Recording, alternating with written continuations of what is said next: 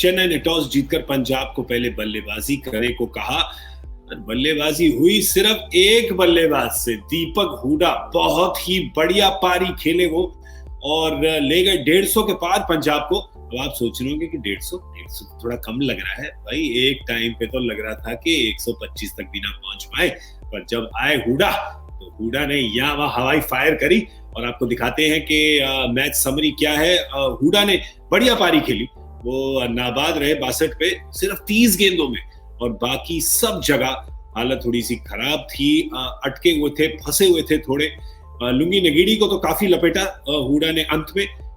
2 over में सिर्फ 12 run दिए थे उन्होंने, पर उसके बाद 27 रन दिए। 62 रन ही बने थे पहले 10 ओवर में। तो उस समय अगर आप देखें तो लग रहा था कि पता नहीं कहां तक पहुंचेंगे। फिर विकेटें भी और गिरी, फिर लगा कि शायद 120-125 तक ना पहुंच पाए। पर यही है, दीपक हुडा ही रहे, और दीपक हुडा की वजह से ये 90 के आसपास रन आए हैं पीछे के 10 ओवर में, क्योंकि उन्होंने 200 से ज्यादा स्ट्राइक रेट पर अपने रन बनाए हैं। और क्या बैटिंग करी है, और कुछ छक्के जो उन्होंने मारे हैं।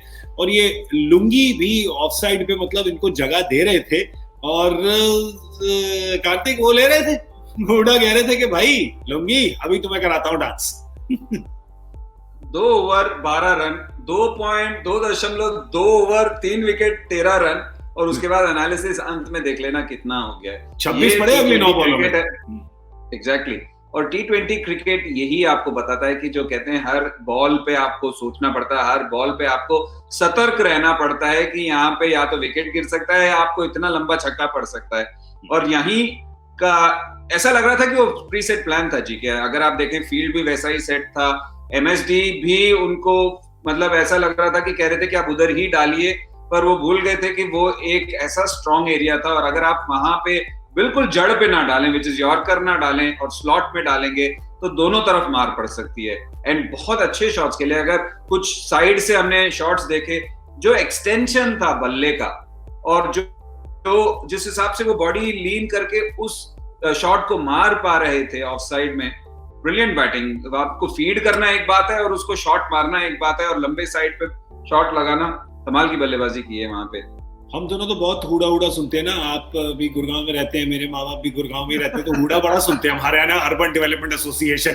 पर आज इन्होंने डेवलपमेंट करा दी, इन्होंने हुडा मैन, जैसे बोला था कमेंट्री में शायद, Hooda man, Deepak Hooda the man. हाँ मनोज, नहीं कमाल की बैटिंग। देखिए ये ऐसा प्लेयर है, जैसे पाजी ने कहा कि इनको ज्यादा यूज नहीं किया जाता है, बहुत सालों से हैं।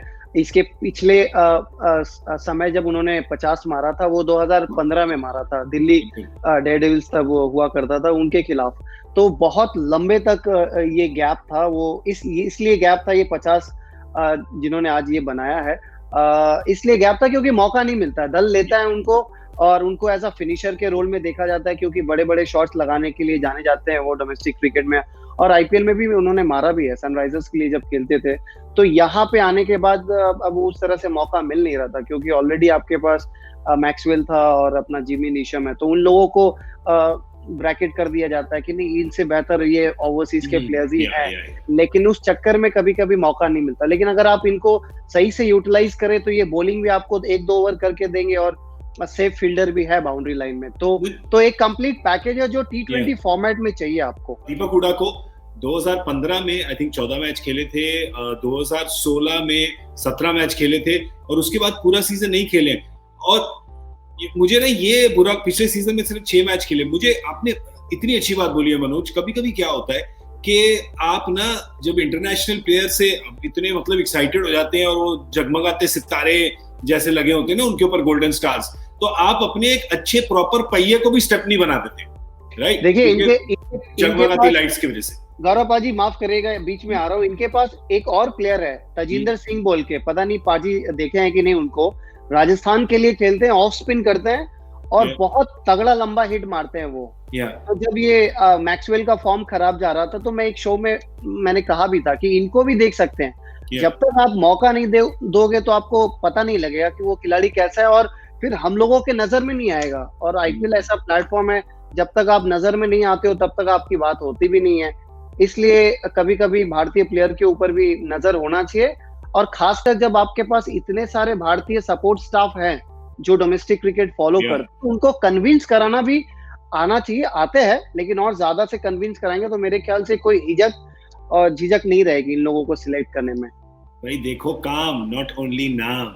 जी हाँ, इनको 25 बॉलों से 50 इनिंग खेले दीपक हुडा, पहली बार इन्हें 25 बॉलों से ज्यादा खेलने को मिला है और आज दिखा दिया उन्होंने। अगर आप खेलने को देंगे उनको तो क्या कर सकते हैं 200 की स्ट्राइक रेट के ऊपर से।